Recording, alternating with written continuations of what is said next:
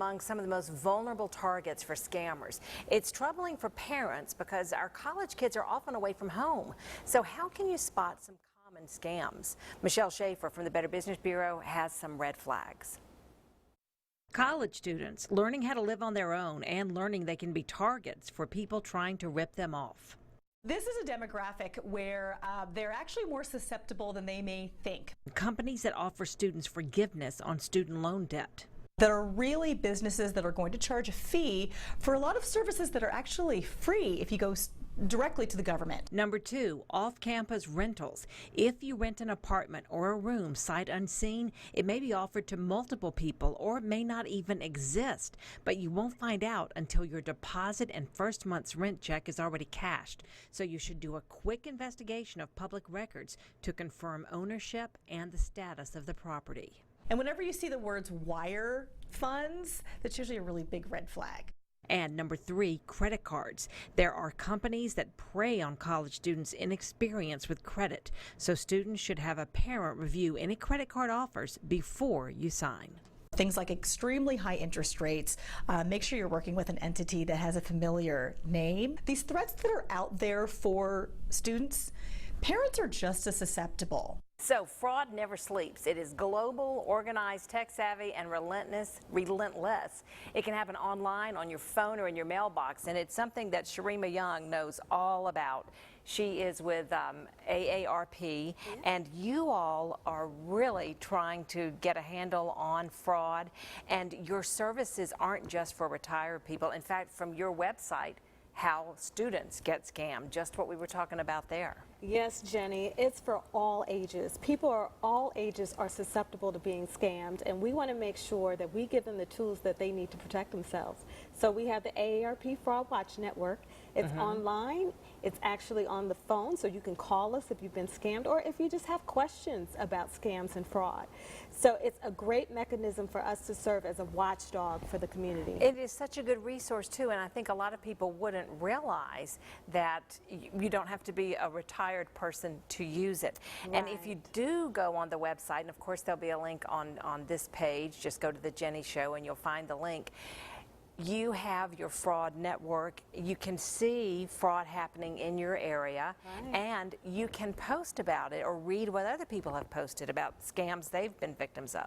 Exactly. So if you're in Georgia, you can take a look at the state and see what scams are going on in your state.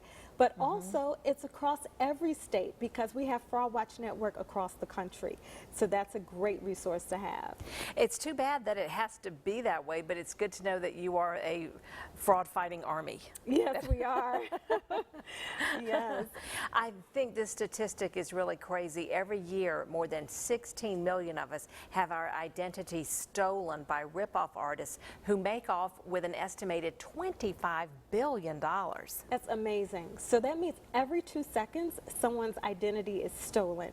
Criminals have come up with new and innovative ways through technology to steal our identities, and we have to be vigilant about the things that we use with IT. And this is one of the things that kids can especially fall victim to, a contest or do a survey or whatever. They've won something or a free trial, but they try to get maybe a credit card number or something that's going to be a parent's, and then all of a sudden these charges can start showing up.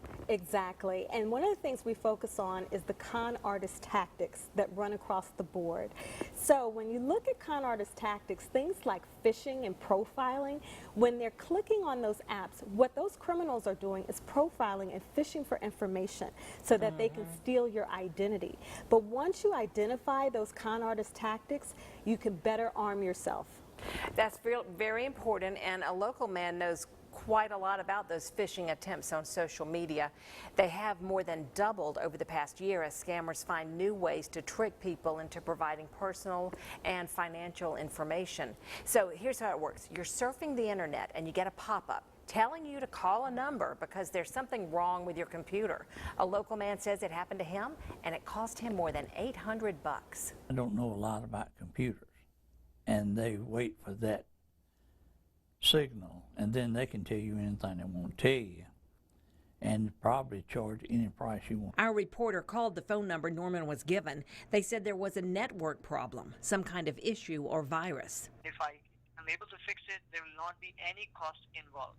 But just in case we're not able to fix a problem, or if we have to buy a few softwares to fix this problem, then it might include a cost. The caller wouldn't tell us a cost, but experts say the expense can range from hundreds to thousands of dollars. Sergeant Ken Summers says these scammers call from all over the world. You have the guy who's working on weekends, going to college. We've talked to them on the phones before, and they're like, yeah, I go to college, and I do this for extra money. Summers says they can sound very convincing. We are not here to tell you that you have to pay. As we're not here to fool you. You might think it's a spam, and that's the reason why you're calling us, and nothing like that, all right? It's not that easy to get a number to Microsoft. But one quick Google search led us straight to a legitimate Microsoft specialist who says otherwise. Well, that's the pop-up that you have received. That is a scam pop-up. Please don't entertain that kind of pop-up in future. And if you are getting that, so you can make it close directly, okay? And don't call on that particular number. It makes me mad to know that people out there just preying on other people.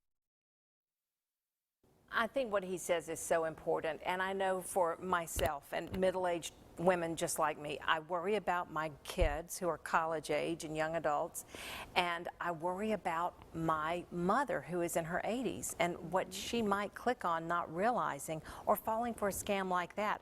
I heard something recently about a hairdresser, and she got a call at her shop, and they said they were the electric company, and they were going to turn off all her power unless she paid $800 right then at the CVS, because there was like a place there where you could pay your utilities.